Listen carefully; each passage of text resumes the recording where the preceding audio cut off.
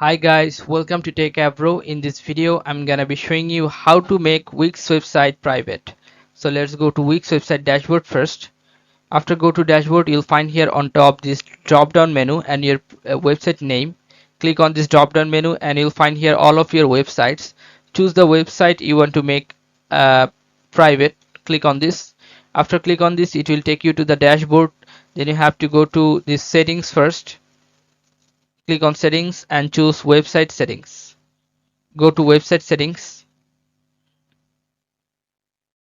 Now you can see here in your site is published and you'll find here this unpublished. You have to click on this unpublished one, and after click on unpublished, your site will be unpublished and your site will be private. Okay guys, so this is how you can make your website private. So guys, if you find this video helpful, then please give a thumbs up and don't forget to subscribe the channel. Thank you so much for watching the video.